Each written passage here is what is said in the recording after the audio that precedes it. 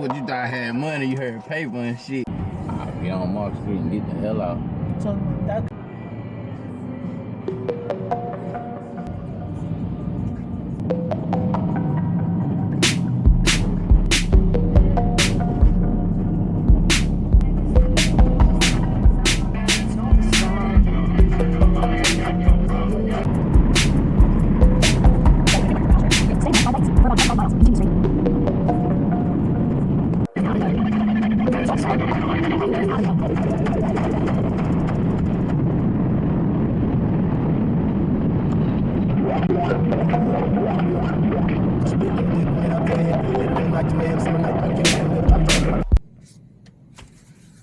What's good, YouTube, man? So, as y'all see, this a whole nother day. Today, Saturday. So, you know, all this shots yesterday. I was on the way to the interview for a warehouse, man. It was for like grocery selector. So, you know, you in a warehouse and you have these pallets and you pick out, you know, different boxes of different items, different boxes of things and stack it on pallets and stuff. And it started at so the guy I had an interview with, it started at 19, you know, and it's performance based, you know, which he said we could top out to like $26 an hour. And then a real big shipment that you had to get out, from my understanding, he was showing us an example of one when we had to walk through the warehouse. One order was, it was a lot of cases and you were getting like $42 an hour, you know. So everybody, it's kind of it's in a freezer. It's very cold in there, you know. I was used to Alaska cold, but you know, I wasn't even geared up. I wasn't even like prepared for that. I only had like, they gave us like a jacket they use while they in there, because they wear bodysuits and jackets and all that in there. So we were there in there, but I ain't had nothing like over my head, like no skull cap, mask. I see everybody with a mask, but like, man, is the part where we was at, the freezer they was showing us, it was like a lot of ice cream items that had to like go out, you know, to wherever it's going in the world. You know, I don't know where it's going, but you know, just a lot of ice cream items. And then in the dry area, Akira area, it was like, you know, syrup and the mix for the ices and all that, you know, it's in different parts. But the one ice cream was like really, really cold, you know. And the one of the ice creams, like I said, the order he was showing us, they put out, the guys was making like $42 an hour. Like, but they had to like, you know, push it. Like, you gotta push it to get it out of there.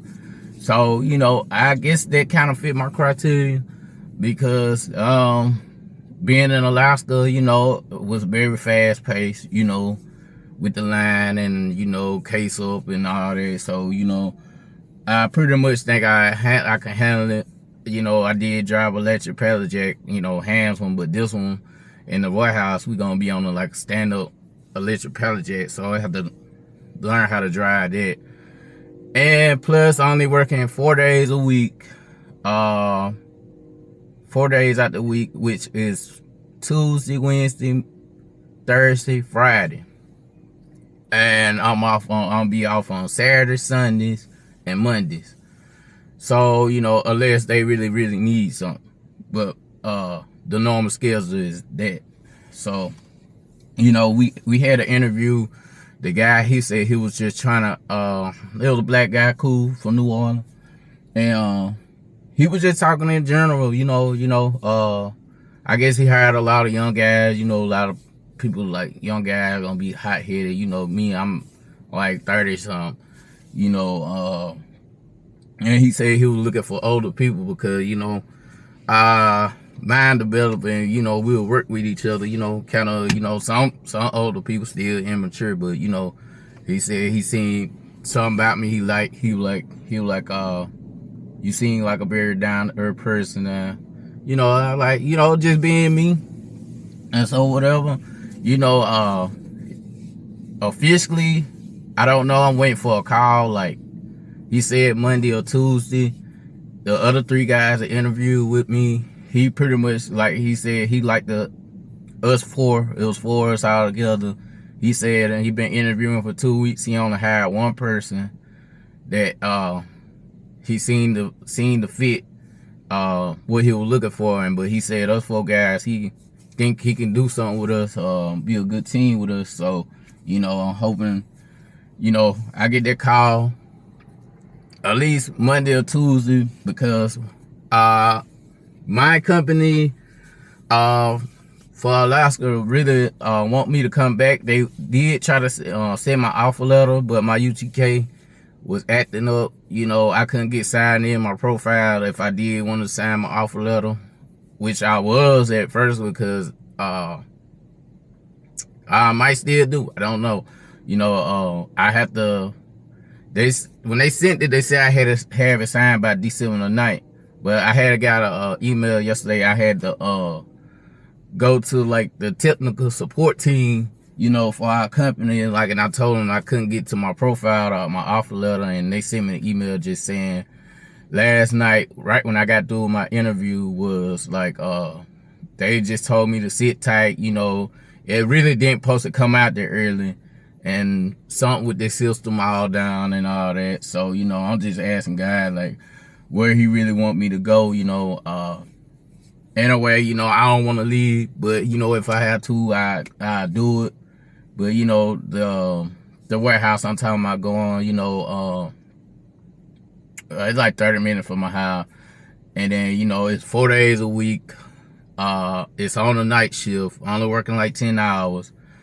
The night shift give me a plus because they give me time to work on, you know, day trading in the morning. You know, the market open like 8:30 in the morning. I got my top step and all that going back good for me. You know, I had like 3 days in profit, you know, and I'm like halfway through passing my prop farmer challenge. You know, I'm like right there in the middle. You know, I'm hoping I get funded again.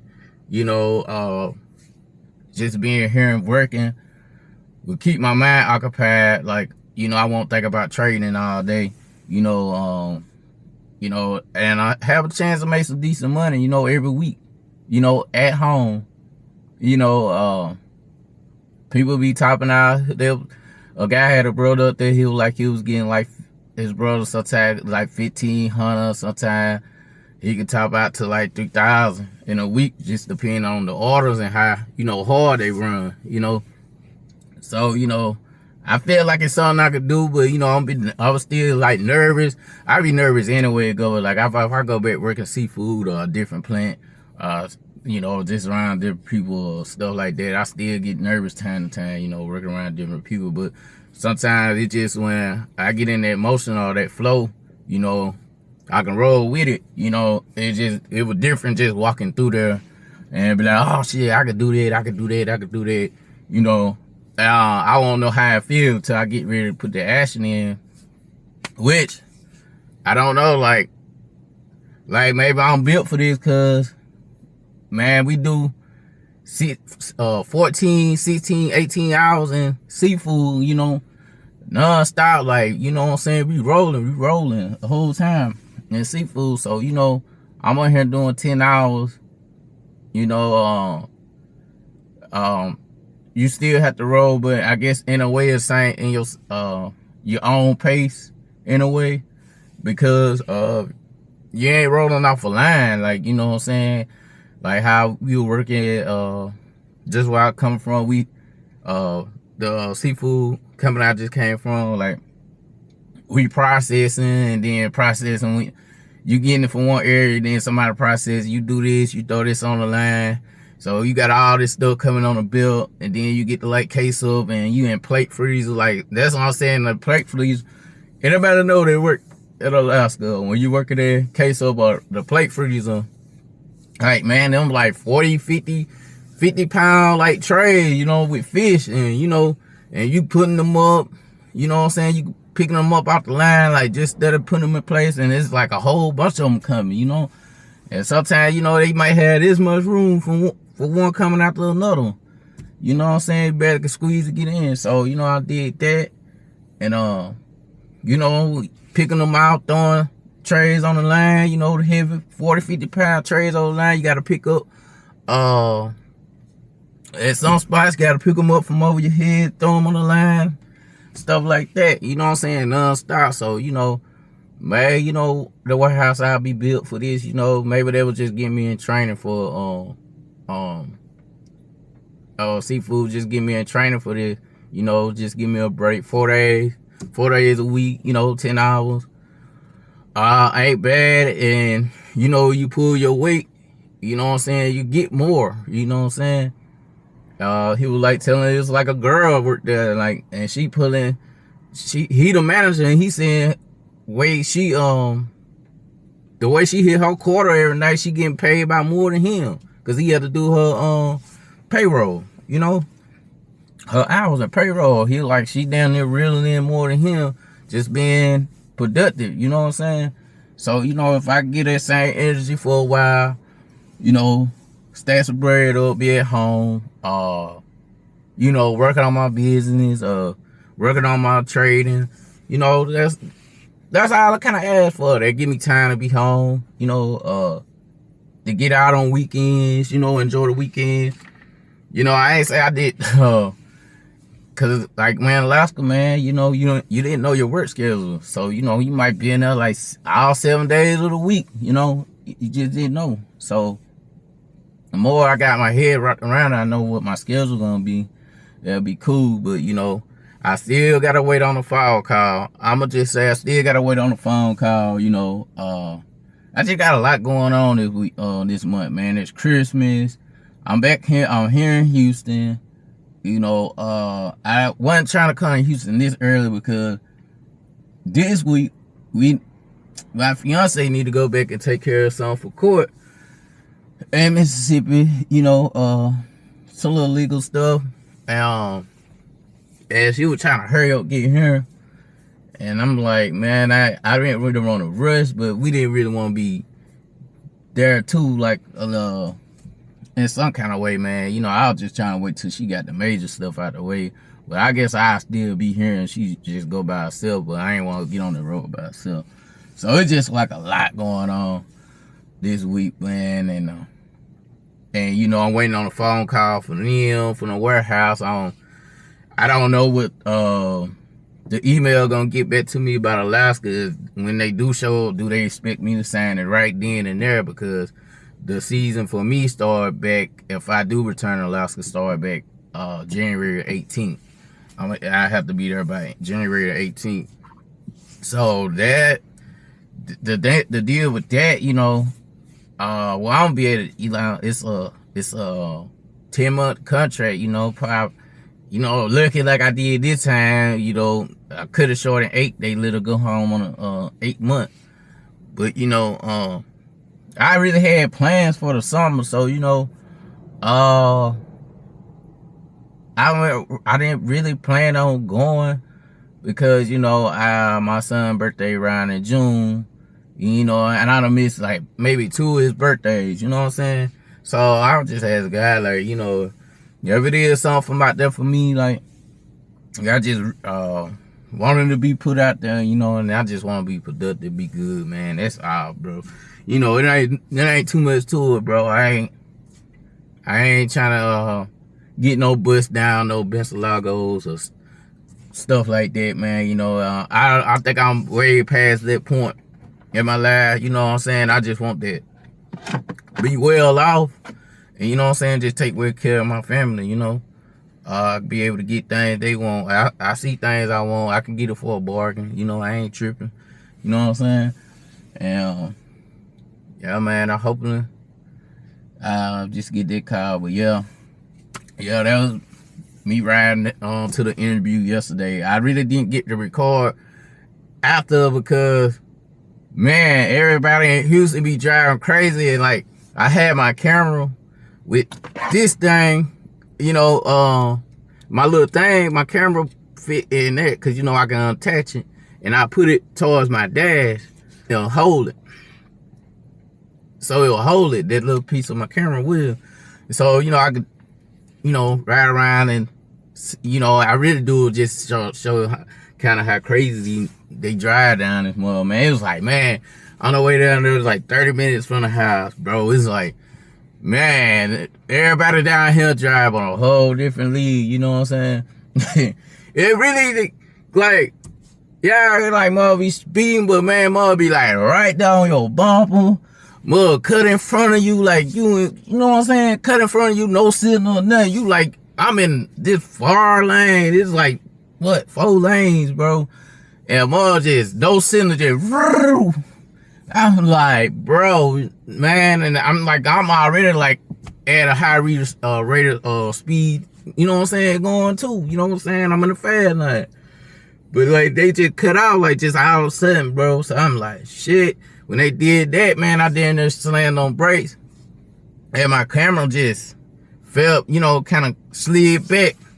And I just like ended the recording, you know what I'm saying? By the time, you know, I picked my camera back up, shit, I was there at the place to interview and stuff like that.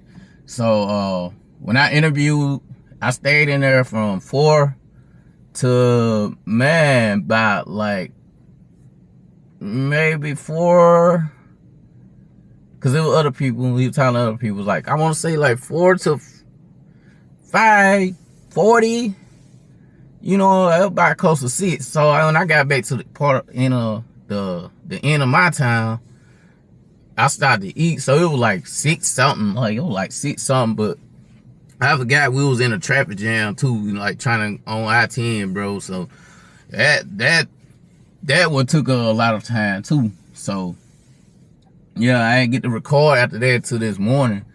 So, you know, by the time I got here, I was tired. My camera was like dead. I had to charge it up and stuff like that. So I just talk, you know, in the morning and whatever. So, you know, then y'all know what's going on with me. But yeah, man, I know everybody finna get ready to go, y'all.